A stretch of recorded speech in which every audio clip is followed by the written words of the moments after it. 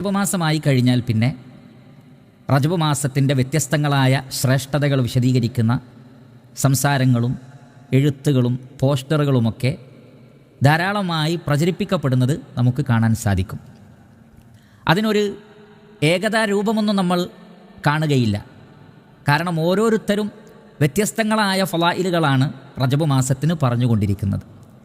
എന്നാൽ ഇതിനെല്ലാം വല്ല അടിസ്ഥാനവുമുണ്ടോ എന്ന് ചോദിക്കപ്പെട്ടാൽ ആർക്കും അതിന് യാതൊരു മറുപടിയും നൽകാനില്ല. എനിക്ക് കിട്ടിയത്, ഞാൻ കണ്ടത്, ഞാൻ കേട്ടത് ഞാൻ പ്രചരിപ്പിക്കുന്നു. ഇതാണ് ഇവിടെ സംഭവിച്ചു കൊണ്ടിരിക്കുന്നത്. യഥാർത്ഥത്തിൽ ഇത് ഇന്നും ഇന്നലെയും തുടങ്ങിയതുമല്ല, മറിച്ച് നൂറ്റാണ്ടുകൾക്ക് മുമ്പ് തന്നെ റജബ് മാസവുമായി ബന്ധപ്പെട്ട ശ്രേഷ്ഠതകൾ ഈ നിലക്ക് പ്രചരിപ്പിക്കപ്പെട്ടിട്ടുണ്ട്. എന്നാൽ അക്കാലഘട്ടത്തിൽ തന്നെ മഹാന്മാരായ പണ്ഡിതന്മാർ, പർവ്വത സമാനരായ പണ്ഡിതന്മാർ, ഹദീസിൻ്റെ കിതാബുകളിലും ഹദീസുകളിലും അങ്ങേയറ്റം അവഗാഹം നേടിയ പണ്ഡിതന്മാർ അവർ വ്യക്തമാക്കിയ ചില കാര്യങ്ങളുണ്ട്. അതിൽ ഒന്നാണ് മഹാനായ ഇബ്നു ഹജർ റഹ്മത്തുള്ളാഹി അലൈഹി അൽ അസ്ഖലാനി. അദ്ദേഹത്തിനൊരു കിതാബ് തന്നെയുണ്ട്. ആ കിതാബിൻ്റെ പേര് തബ്യീനുൽ അജബ് ബിമാ വറദ ഫി ഫദ്ലി റജബ്. റജബ് മാസത്തിൻ്റെ ശ്രേഷ്ഠതയുമായി ബന്ധപ്പെട്ട് വന്നിട്ടുള്ള ചില ആശ്ചര്യമുണ്ടാക്കുന്ന റിവായത്തുകൾ, അത്ഭുതപ്പെടുത്തുന്ന ചില കാര്യങ്ങൾ, അല്ലെങ്കിൽ ജനങ്ങൾക്ക് ഇഷ്കാലുണ്ടാക്കുന്ന ചില റിവായത്തുകൾ, അതിൻ്റെ യാഥാർത്ഥ്യം എന്താണ് എന്ന് വിശദീകരിക്കുന്ന അദ്ദേഹത്തിൻ്റെ കിതാബാണ് തബ്യീനുൽ അജബ്. ഈ കിതാബിൽ അദ്ദേഹം വളരെ വ്യക്തമായി പറയുന്നു, ശ്രദ്ധിക്കുക, ലം യരിദ് ഫി ഫദ്ലി ഷഹ്രി റജബിൻ. റജബ് മാസത്തിൻ്റെ ശ്രേഷ്ഠതയുമായി ബന്ധപ്പെട്ട് നബി സല്ലല്ലാഹു അലൈഹി വസല്ലമയിൽ നിന്ന് ഒന്നും സ്ഥിരപ്പെട്ടു വന്നിട്ടില്ല.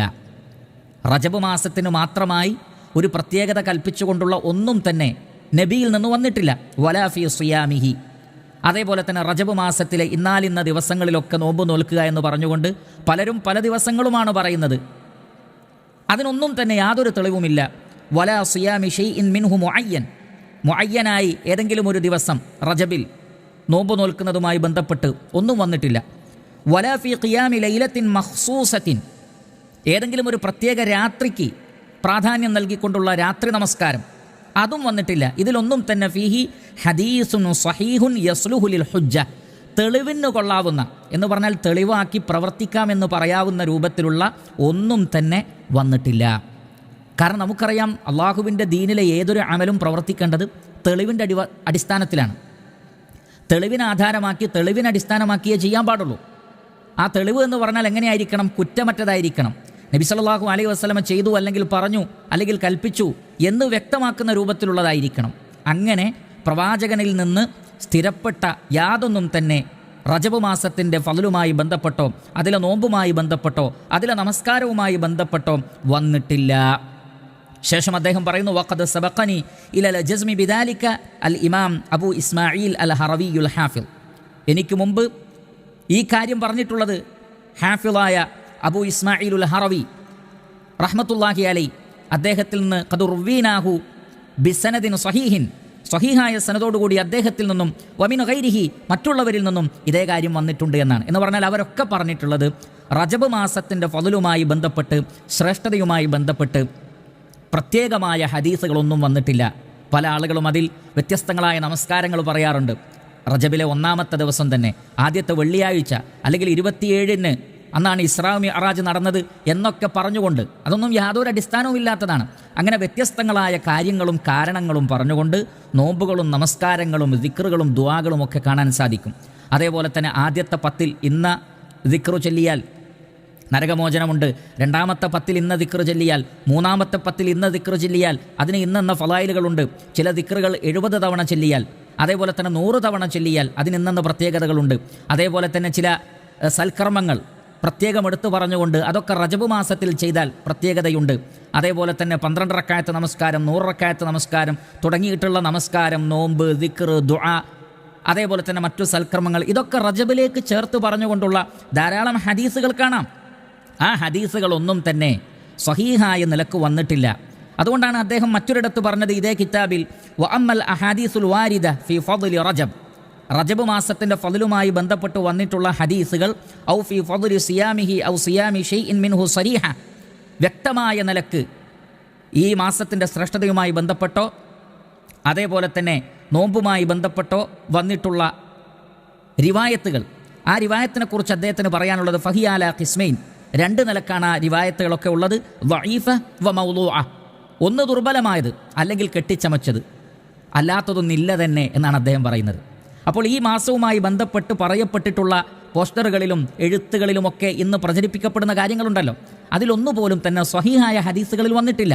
ഒന്നെങ്കിൽ ദുർബലമായ ഹദീസുകൾ, അല്ലെങ്കിൽ അങ്ങേയറ്റം ദുർബലമായത്, അല്ലെങ്കിൽ കെട്ടിച്ചമക്കപ്പെട്ട ഹദീസുകൾ. എന്നിട്ട് തൻ്റെ ഈ കിതാബിൽ അദ്ദേഹം ആ നിലക്കുള്ള ദുർബലമായ ഹദീസുകളും മൗലൂആയ ഹദീസുകളുമൊക്കെ വളരെ വ്യക്തമായി വിശദീകരിക്കുന്നുണ്ട്. അപ്പോൾ സ്വാഭാവികമായും ഒരു ചോദ്യമുണ്ടാകും, റജബ് മാസത്തിന് യാതൊരു പ്രത്യേകതയുമില്ല എന്നാണോ പറയുന്നത്? എന്നാൽ ഹദീസുകളിൽ അതിൻ്റെ പ്രത്യേകത വന്നിട്ടുണ്ടല്ലോ. നിശ്ചയമായും റജബ് മാസത്തിന് പ്രത്യേകതയുണ്ട്. എന്താണ് ആ പ്രത്യേകത? പവിത്രമാക്കപ്പെട്ട 4 മാസങ്ങളിൽ ഒന്നാണ് റജബ് മാസം. ദുൽഖഅദ പോലെ, ദുൽഹിജ്ജ പോലെ, മുഹറം പോലെ പവിത്രമാക്കപ്പെട്ട 4 മാസങ്ങളിൽ ഒന്ന് പിന്നെ ഏതാണ്? റജബ് മാസമാണ്. യാതൊരു സംശയവും അതിൽ വേണ്ടതില്ല. സൂറത്തു തൗബയിൽ അല്ലാഹു സുബ്ഹാനഹു വതആല പറഞ്ഞിട്ടുണ്ട്, ഇന്ന ഇദ്ദത്ത ശുഹൂരി ഇൻദല്ലാഹി 12 ശഹ്റൻ ഫീ കിതാബില്ലാഹ് യൗമ ഖലഖസ് സമാവാതി വൽ അർദ മിൻഹാ 4 ഹുറും. ആകാശഭൂമികളെ അല്ലാഹു സുബ്ഹാനഹു വതആല സൃഷ്ടിച്ച അന്ന് തന്നെ വർഷത്തിൽ മാസങ്ങളുടെ എണ്ണം 12ആണ്. അതിൽ 4 മാസം പവിത്രമാണ്. ദാലിക ദീനുൽ ഖയ്യിം, അതാണ് ശരിയായ മതം. ഫലാ തദ്ലിമൂ ഫീഹിന്ന അൻഫുസക്കും, ഈ മാസത്തിൽ നിങ്ങൾ നിങ്ങളോട് തന്നെ യാതൊരു ദ്രോഹവും ഉപദ്രവവും ചെയ്യാൻ പാടില്ല. ഈ ആയത്ത് വിശദീകരിക്കുന്നിടത്ത് മുഹമ്മദ് ബിൻ ജരീർ അത്ത്-തബരി റഹ്മത്തുള്ളാഹി അലൈഹി ഇബ്നു അബ്ബാസ് റളിയല്ലാഹു തആല അൻഹുവിൽ നിന്ന് തൻ്റെ സനദോടുകൂടി ഉദ്ധരിക്കുന്നത്, ഇവിടെ നിങ്ങൾ നിങ്ങളോട് അതിക്രമം കാണിക്കരുത് എന്ന് പറഞ്ഞത് ഫീ കുല്ലിഹിന്ന, ഈ 12 മാസവും എന്ന് പറഞ്ഞാൽ നമുക്കറിയാം, ഒരിക്കലും തന്നെ ഒരു അധർമ്മം, ഒരു തെറ്റ്, ഒരു ളുൽമ് ഇസ്ലാം ഹറാമാക്കിയ, നിഷിദ്ധമാക്കിയ ഒരു കാര്യം അത് ഒരു ദിവസവും നമ്മൾ ചെയ്യാൻ പാടില്ല. പവിത്ര മാസവും പാടില്ല, അല്ലാത്ത മാസങ്ങളിലും പാടില്ല. എന്നാൽ ഈ പവിത്ര മാസങ്ങളിൽ അത് ചെയ്താൽ അത് കൂടുതൽ കുറ്റകരമാണ്. സുമ്മ ഖസ്സ മിൻ ദാലിക 4 അശ്ഹുരിൻ ഫജഅലഹുന്ന ഹുറുമൻ വഅള്ളമ ഹുറുമാതിഹിന്ന വജഅല ദംബ ഫീഹിന്ന അഅളമ വൽ അമല സ്സാലിഹ വൽ അജ്റ അഅളമ. അദ്ദേഹം പറയുകയാണ്, ഈ 12 മാസവും നമ്മൾ തെറ്റുകൾ ചെയ്യാൻ പാടില്ല. എന്നാൽ ഈ പവിത്രമായ 4 മാസങ്ങളെ കൂടുതൽ അള്ളാഹു അതിന് പ്രാധാന്യം കൊടുത്തു. ഈ മാസങ്ങളിൽ തെറ്റുകൾ ചെയ്താൽ അത് കൂടുതൽ ശിക്ഷാർഹമാണ്. ഈ മാസങ്ങളിൽ നന്മകൾ ചെയ്താൽ അത് കൂടുതൽ പ്രതിഫലാർഹവുമാണ്. അതുകൊണ്ട് തന്നെ പവിത്രമാസങ്ങളിൽ എല്ലാതരം നന്മകളും നമുക്ക് അധികരിപ്പിക്കാം. പവിത്രമാസങ്ങളിൽ അത് കൂടുതൽ അധികരിപ്പിക്കാം. അതിനു പുറമെ ഇതൊന്നുമല്ലാതെ റജബ് മാസമാണ് എന്ന് പ്രത്യേകം പറഞ്ഞുകൊണ്ട് ആ റജബ് മാസത്തിൽ ഇങ്ങനെ ചെയ്താൽ അതിന് ഇന്ന കൂലിയുണ്ട്, അത് ഇത്ര എണ്ണമുണ്ട് എന്നൊക്കെ നമ്മുടെ വക ദിവസം നിശ്ചയിക്കുക, നമ്മുടെ വക പ്രത്യേക നമസ്കാരം നിശ്ചയിക്കുക, നമ്മുടെ വക പ്രത്യേകം ദിക്റുകൾ നിശ്ചയിക്കുക, അതിൻ്റെ പോരിഷകൾ നമ്മുടെ വക പറയുക, അതിന് ആധാരമാക്കുന്നത് ദുർബലമായതോ കെട്ടിച്ചമച്ചതോ ആയ ഹദീസുകളായിരിക്കുക. ഇതൊന്നും ഒരിക്കലും പാടില്ലാത്തതാണ്. കാരണം പ്രിയപ്പെട്ട സഹോദരങ്ങളെ, അല്ലാഹു സുബ്ഹാനഹു വതആല പറയുന്നത് വറബ്ബുക യഖ്ലുഖു മാ യശാഉ വയഖ്താർ മാ കാന ലഹുമുൽ ഖിയറ. ഇത് സൂറത്തുൽ ഖസസിലെ ആയത്താണ്. അള്ളാഹുവാണ് സൃഷ്ടിക്കുന്നതും അവനാണ് തിരഞ്ഞെടുക്കുന്നതും, നിങ്ങൾക്ക് തിരഞ്ഞെടുക്കുവാൻ അധികാരമില്ല. അഥവാ മനുഷ്യന് മതത്തിൽ ഒരു നിയമമുണ്ടാക്കുവാൻ അധികാരമുണ്ടോ? എല്ലാവരും പറയുക എന്താണ്? നമുക്ക് അധികാരമില്ല. അത് അള്ളാഹുവാണ് പറഞ്ഞു തരേണ്ടത്. ഒന്നുകിൽ ഖുർആനിലൂടെ അല്ലെങ്കിൽ സുന്നത്തിലൂടെ നബി സല്ലല്ലാഹു അലൈഹി വസല്ലം അത് പഠിപ്പിക്കും. അതല്ലാതെ നമ്മുടെ വക ഒരു ദിവസം നിശ്ചയിക്കാനോ നമ്മുടെ വക ഒരു ദിക്ർ നിശ്ചയിക്കുവാനോ നമുക്ക് പാടില്ലല്ലോ. തിരഞ്ഞെടുക്കേണ്ടത് അള്ളാഹുവാണ്, പോരിശ പറയേണ്ടത് അള്ളാഹുവാണ്. അവനാണ് സ്രഷ്ടാവ്, അവനാണ് തിരഞ്ഞെടുക്കേണ്ടത്. എന്നിരിക്കെ അള്ളാഹു പഠിപ്പിച്ചതിനപ്പുറത്ത് ഇന്ന കാര്യങ്ങൾക്കൊക്കെ പ്രാധാന്യമുണ്ട് എന്ന് നമുക്ക് പറയാൻ പാടില്ല. ഇനി അഥവാ വല്ലവരും പറയുകയാണെങ്കിൽ വ്യക്തമായ തെളിവിൻ്റെ അടിസ്ഥാനത്തിലായിരിക്കണം അത് പറയേണ്ടത്. ജാഹിലിയ്യ കാലഘട്ടത്തിൽ തന്നെ റജബ് മാസത്തിന് പ്രാധാന്യം കൊടുക്കുന്ന ഒരു സാഹചര്യം ഉണ്ടായിരുന്നു. നബി സല്ലല്ലാഹു അലൈഹി വസല്ലം അത് ശക്തമായി വിലക്കുകയും ചെയ്തു സ്വഹാബത്തിനെ. അതുകൊണ്ട് തന്നെ ഈ റജബ് മാസത്തിൻ്റെ പോരിശ ആ നിലക്ക് പല ആളുകളുടെയും മനസ്സിലൂടെ കടന്നു വന്ന് മുസ്ലിം ഉമ്മത്തിലേക്കും കടന്നു വന്നതായിരിക്കാം. ജാഹിലിയത്തിൽ അതുണ്ടായിരുന്നു.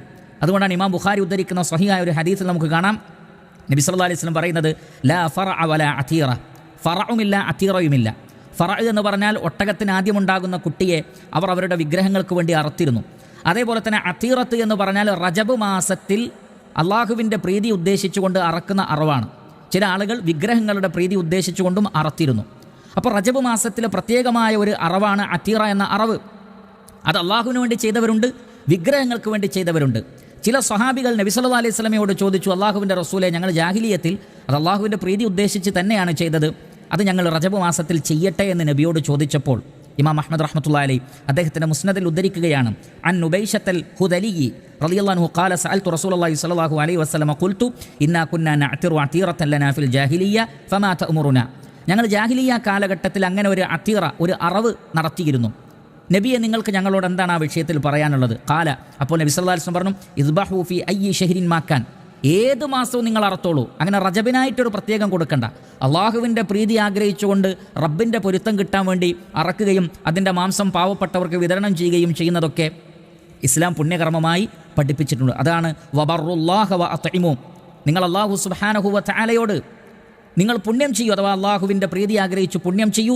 വ അത്ഇമു, മറ്റുള്ളവർക്ക് തിന്നാൻ കൊടുക്കുകയും ചെയ്യൂ. അപ്പോൾ മൃഗത്തെ അറുക്കുക, മറ്റുള്ളവർക്ക് തിന്നാൻ കൊടുക്കുക, അത് ഏത് മാസവും പുണ്യകരമാണ്. അതല്ലാതെ റജബിന് മാത്രം നിങ്ങളൊരു പ്രത്യേകത കൊടുക്കരുത് എന്ന് നബി സല്ലല്ലാഹു അലൈഹി വസല്ലം പ്രത്യേകം പഠിപ്പിക്കുകയാണ്. ഇബ്നു അബീ ശൈബ അദ്ദേഹത്തിൻ്റെ മുസന്നഫിൽ ഉദ്ധരിക്കുന്ന ഒരു റിവായത്തിൽ നമുക്ക് കാണാൻ സാധിക്കും.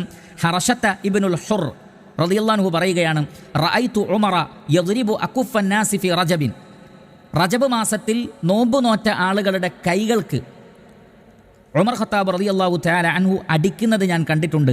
എന്തിനാണ് അടിച്ചത്? ഹത്താ യളഊഹാ ഫിൽ ജിഫാൻ, പാത്രത്തിൽ കൈയിട്ട് ഭക്ഷണം കഴിക്കാൻ അവരെ പ്രേരിപ്പിച്ചുകൊണ്ട്. കാരണം അവർ റജബ് മാസമല്ലേ എന്ന് റജബ് മാസത്തിന് മാത്രം ഒരു പ്രത്യേകത കൽപ്പിച്ചുകൊണ്ട് അവർ റജബിൽ നോമ്പ് നോറ്റു. വയഖൂലു കുലു ഫഇന്നമാ ഹുവ ഷഹ്റുൻ കാന യുഅള്ളിമുഹു അഹ്ലുൽ ജാഹിലിയ്യ, അദ്ദേഹം പറയാറുണ്ട്, നിങ്ങൾ ഭക്ഷിക്കൂ, കാരണം ഇത് ജാഹിലിയ്യത്തിലെ ആളുകൾ മഹത്വം കൽപ്പിച്ചിട്ടുള്ള മാസമാണ് റജബ്. അതുകൊണ്ട് തന്നെ ആ നിലക്കുള്ള അവർ കാണിച്ചതുപോലെയുള്ള ഒരു പ്രത്യേകമായ പവിത്രത കൽപ്പിക്കൽ നമുക്ക് പാടില്ല. എന്നാൽ നമുക്കറിയാം റജബ് മാസം പവിത്ര മാസത്തിൽപ്പെട്ടതാണ്. അതിനെക്കുറിച്ചല്ല ഇവിടെ ഉദ്ദേശം. മറിച്ച് അതിനപ്പുറത്തൊരു പ്രാധാന്യം കൊടുത്ത് ചില പ്രത്യേക ദിവസങ്ങളിൽ നോമ്പ് നോൽക്കുക, റജബല്ലേ എന്ന് പറഞ്ഞുകൊണ്ട് മറ്റു പവിത്ര മാസങ്ങളെക്കാൾ റജബിന് പ്രാധാന്യം കൊടുക്കുക, അന്ന് നോമ്പ് നോൽക്കുക, രാത്രി നമസ്കരിക്കുക, അതൊന്നും പാടില്ലാത്തതാണ്. അതേപോലെ തന്നെ നമുക്കറിയാം പല ആളുകളും റജബ് മാസത്തിൽ ഉംറ ചെയ്യാൻ കൂടുതൽ താല്പര്യം കാണിക്കുന്നു. എന്നാൽ ഈ വിഷയത്തിൽ വ്യക്തമായ തെളിവ് നമുക്ക് കാണാൻ സാധിക്കും. ആയിഷ റളിയല്ലാഹു തആല അൻഹ പറയുകയാണ്, ഇമാം ബുഖാരി അദ്ദേഹത്തിൻ്റെ സ്വഹീഹിൽ ഉദ്ധരിക്കുന്നുണ്ട്. ആയിഷ റളിയല്ലാഹു അൻഹ പറയുന്നു, വമഅതവറ ഫി റജബിൻ ഖത്തു, നബി സല്ലല്ലാഹു അലൈഹി വസല്ലം റജബ് മാസത്തിൽ ഉംറ ചെയ്തിട്ടേ ഇല്ല. അപ്പോൾ റജബ് മാസത്തിൽ ഉംറ ചെയ്യുന്നതിൽ എന്തെങ്കിലും പ്രത്യേകതയുണ്ട് എന്ന് പറയണമെങ്കിൽ ഒന്നുകിൽ നബി സല്ലല്ലാഹു അലൈഹി വസല്ലം പറയണം, അല്ലെങ്കിൽ ചെയ്ത് കാണിക്കണം. അള്ളാഹുവിൻ്റെ റസൂൽ സല്ലല്ലാഹു അലൈഹി വസല്ലമ അങ്ങനെ പറഞ്ഞിട്ടില്ല. റമളാനിലെ ഉംറക്ക് പ്രാധാന്യമുണ്ട് എന്നത് സ്വഹീഹായ ഹദീസിൽ വന്നതാണ്. എന്നാൽ അതല്ലാത്ത നിലക്ക് നമുക്ക് കാണുക സാധ്യമല്ല. അതേപോലെ തന്നെ സ്വലാത്തുർ റഗായിബ് എന്ന് പറഞ്ഞുകൊണ്ട് 12 റക്അത്ത് നമസ്കാരം ഇമാം നവവി റഹ്മത്തുള്ളാഹി അലൈഹി അദ്ദേഹത്തിൻ്റെ ശർഹുൽ മുഹദ്ദബിൽ രേഖപ്പെടുത്തുന്നത്, അസ്സലാത്തുൽ മഅറൂഫത്തു ബി സ്വലാത്തിർ റഗായിബി വഹിയ 12 റക്അത്തൻ തുസല്ല ബൈനൽ മഗ്രിബി വൽ ഇശാഇ ലൈലത അവ്വലി ജുമഅത്തിൻ ഫി റജബിൻ وصلاة ليلة نصف شعبان 100 ركعة وهاتان الصلاتان بدعتان ومنكران قبيحتان ولا يغتر بذكرهما في كتاب قوت القلوب وإحياء علوم الدين. അദ്ദേഹം പറയുന്നത് സ്വലാത്തുർ റഗായിബ് എന്ന് പറഞ്ഞുകൊണ്ട് മഗ്രിബിനും ഇശായിനും അടക്ക് റജബ് മാസത്തിലെ ആദ്യത്തെ വെള്ളിയാഴ്ച മഗ്രിബിനും ഇശായിനും അടക്ക് 12 റക്അത്ത് നമസ്കരിക്കുന്ന ആ നമസ്കാരവും ഷഅബാൻ പകുതിക്ക് 100 റക്അത്ത് എന്ന് പറഞ്ഞുകൊണ്ട് നമസ്കരിക്കുന്ന നമസ്കാരമൊക്കെ മുൻകറത്താണ്, ബിദ്അത്താണ്. ചില കിതാബുകളിൽ അത് രേഖപ്പെടുത്തി എന്നതുകൊണ്ട് ആരും അതിൽ വഞ്ചിക്കപ്പെടരുത്. അതിൽ വന്നിട്ടുള്ള ഹദീസുകളൊക്കെ ബാത്തിലാണ്. അതിനെക്കുറിച്ച് അറിയാത്തവർ എഴുതിയതാണ്. അതിനെക്കുറിച്ച് പഠിക്കാത്തവർ, മനസ്സിലാക്കാത്തവർ പലപ്പോഴും അവരുടെ കിതാബിൽ സൂചിപ്പിച്ചിട്ടുണ്ട്. അവരിൽ പലരും ആലിമീങ്ങളാണെങ്കിൽ പോലും ഇപ്പറഞ്ഞത് ബിദ്അത്താണ്, മുൻകറത്താണ്, ഹദീസുകൾ യാതൊരു നിലക്കും അതിൽ സ്ഥിരപ്പെട്ടു വന്നിട്ടില്ല എന്ന് വളരെ കൃത്യമായി ഇമാം നവവി റഹ്മത്തുള്ളാഹി അലൈഹി രേഖപ്പെടുത്തുന്നത് കാണാൻ സാധിക്കും. അതേപോലെ തന്നെ വ്യാപകമായി കാണുന്ന ഒരു പ്രാർത്ഥനയാണ് റജബ് മാസം വന്നു കഴിഞ്ഞാൽ, അല്ലാഹുമ്മ ബാരിക് ലനാ ഫി റജബിൻ, അല്ലാഹുവേ റജബ് മാസത്തിൽ നീ ഞങ്ങൾക്ക് ബറക്കത്ത് നൽകണമേ, വശഅബാന, ഷഅബാനിലും, വബല്ലിഗ്നാ റമളാന, റമളാനിനെ ഞങ്ങൾക്ക് നീ എത്തിച്ചു തരികയും ചെയ്യണമേ എന്നുള്ള നിലക്കുള്ള ഒരു പ്രാർത്ഥന. ഈ പ്രാർത്ഥന യഥാർത്ഥത്തിൽ ഇമാം തബറാനി, ഇമാം ബൈഹഖി തുടങ്ങിയ ആളുകളൊക്കെ അവരുടെ ഹദീസിൻ്റെ കിതാബുകളിൽ രേഖപ്പെടുത്തിയിട്ടുള്ള ഹദീസാണ്. എന്നാൽ ഈ ഹദീസ് അങ്ങേയറ്റം ദുർബലമാണ്. കാരണം ഈ ഹദീസിലെ 2 റാവിമാർ, ഒന്ന് സായിദത്ത് ബിനു അബിർ റുഖാദ്, അദ്ദേഹമാണ് സിയാദുൻ നുമൈരിയിൽ നിന്ന് പിന്നെ അനസ് ബിൻ മാലിക് റളിയല്ലാഹു അൻഹുവിൽ നിന്ന് ഉദ്ധരിക്കുന്ന ഈ റിവായത്ത്. ഇതിൽ സായിദത്ത് ബിനു അബിർ റുഖാദ് എന്ന് പറയുന്ന വ്യക്തി അങ്ങേയറ്റം ദഈഫായിട്ടുള്ള വ്യക്തിയാണ്. അബൂ ഹാത്തിം റഹ്മത്തുള്ളാഹി അലൈഹി അദ്ദേഹത്തെ സംബന്ധിച്ച് പറഞ്ഞിട്ടുള്ളത്, യുഹദ്ദിസു അൻ സിയാദിൻ നുമൈരി അൻ അനസിൻ അഹാദീസ മർഫൂഅ മുൻകറ, മുൻകറത്തായ വെറുക്കപ്പെട്ട ഹദീസുകളാണ് അദ്ദേഹം ഉദ്ധരിക്കാറുള്ളത്. ഇമാം ബുഖാരി മുൻകറുൽ ഹദീസ് എന്നാണ് ഈ വ്യക്തിയെ സംബന്ധിച്ച് പറഞ്ഞിട്ടുള്ളത്. അതേപോലെ തന്നെ സിയാദു അൻ നുമൈരി എന്ന് പറയുന്ന ആ വ്യക്തി അദ്ദേഹത്തെ സംബന്ധിച്ചും പണ്ഡിതന്മാർ പറഞ്ഞിട്ടുള്ളത് ലഈഫ്, ദുർബലനാണ്. അബൂ ഹാത്തിം പറഞ്ഞിട്ടുള്ളത് ലാ യുഹ്തജു ബിഹി, അദ്ദേഹത്തെ തെളിവാക്കാൻ കൊള്ളുകയില്ല എന്നാണ്. അങ്ങനെ ധാരാളം പണ്ഡിതന്മാർ പറഞ്ഞിട്ടുണ്ട്. അപ്പോൾ ദുർബലമായ ഹദീസിലാണ് അത് വന്നിട്ടുള്ളത്. അങ്ങനെ ഒരു ദുആ സ്ഥിരപ്പെട്ടിട്ടില്ല. അതേപോലെ തന്നെ ഞാൻ നേരത്തെ സൂചിപ്പിച്ചതുപോലെ ഒരുപാട് കാര്യങ്ങൾ ഈ മാസത്തിൽ ഒരാൾ മറ്റൊരാൾക്ക് ഉപകാരം ചെയ്താൽ അങ്ങനെയാണ്. ഈ മാസത്തിലെ ഓരോ കാര്യങ്ങൾക്കും ഇന്ന പോരിശയാണ്, മറ്റുള്ള മാസങ്ങളെ അപേക്ഷിച്ച് ഇതിന് ഇന്ന പോരിശയുണ്ട് എന്ന് പറയപ്പെട്ടതൊക്കെ തന്നെ പ്രിയപ്പെട്ട സഹോദരങ്ങളെ, മഹാനായ ഇബ്നു ഹജർ അൽ അസ്ഖലാനി റഹ്മത്തുള്ളാഹി അലൈഹി അദ്ദേഹം പറഞ്ഞതുപോലെ അതിലൊന്നുപോലും സ്ഥിരപ്പെട്ടു വന്നിട്ടില്ല. ദുർബലമായതോ കെട്ടിച്ചമച്ചതോ ആയ ഹദീസുകളിലല്ലാതെ മറ്റു ഫളായിലുകളൊന്നും ഇതിൽ വന്നിട്ടില്ല. എന്നാൽ റജബ് മാസത്തിന് പവിത്ര മാസങ്ങളുടെ പ്രത്യേകതയുണ്ട്. മറ്റു ഏതൊരു മാസങ്ങളെക്കാളും നന്മകൾ വർദ്ധിപ്പിക്കുവാനും തിന്മകളിൽ നിന്ന് അകന്നു നിൽക്കുവാനും നമ്മൾ ശ്രദ്ധിക്കേണ്ടതാണ്. എന്നതിനപ്പുറത്ത് മറ്റു പോരിശകളൊന്നും നമുക്ക് കാണുക സാധ്യമല്ല എന്ന് പ്രത്യേകം മനസ്സിലാക്കുക. സത്യമായി മനസ്സിലാക്കുവാൻ ഉൾക്കൊള്ളുവാനുള്ള തൗഫീഖ് അല്ലാഹു സുബ്ഹാനഹു വ തആല നമുക്ക് പ്രദാനം ചെയ്യട്ടെ. പ്രിയപ്പെട്ട സഹോദരങ്ങളെ, അള്ളാഹുവിൻ്റെ മതത്തിൽ നമ്മുടെ വകയായി ഒന്നും നമ്മൾ കൂട്ടിച്ചേർക്കാൻ പാടില്ല. മൻ അഹ്ദസ ഫീ അംരിനാ ഹാദാ മാ ലൈസ മിൻഹു ഫഹുവ റദ്ദ്. ഈ മതത്തിൽ ഇല്ലാത്തത് ആര് കൂട്ടിച്ചേർത്താലും അത് തള്ളപ്പെടും. മൻ അമില അമലൻ ലൈസ അലൈഹി അംറുനാ ഫഹുവ റദ്ദ്. ഞാൻ കൽപ്പിക്കാത്ത അമൽ ആര് ചെയ്താലും അത് മടക്കപ്പെടും, അത് തള്ളപ്പെടും, അത് പരലോകത്ത് ഉപകാരപ്പെടുകയില്ല. അതുകൊണ്ട് എന്ത് കാര്യം പ്രവർത്തിക്കുമ്പോഴും ചെയ്യുമ്പോഴും അത് ഖുർആനിലും ഹദീസിലും സ്ഥിരപ്പെട്ടതാണോ, ഖുർആനിലുള്ളതാണോ, ഹദീസിൽ സ്ഥിരപ്പെട്ടതാണോ, അഹ്ലുസുന്നത്തി വൽ ജമാഅത്തിന്റെ ഉലമാക്കൾ, അഇമ്മത്തുകൾ, മുഹദ്ദിസീങ്ങൾ അതിനെക്കുറിച്ച് എന്ത് പറഞ്ഞു എന്നൊക്കെ പഠിച്ച് മനസ്സിലാക്കിയാണ് ചെയ്യേണ്ടത്. അല്ലാതെ കണ്ടതും കേട്ടതുമൊക്കെ കേട്ടും ഫോർവേഡ് ചെയ്തും ഒരിക്കലും നമ്മളൊരു ഫിത്നയുടെ ആളുകളായി മാറരുത്. അത് പരലോകത്ത് നമുക്ക് വലിയ നഷ്ടം വരുത്തും എന്ന് പ്രത്യേകം ഓർമ്മപ്പെടുത്തുന്നു. അല്ലാഹു സുബ്ഹാനഹു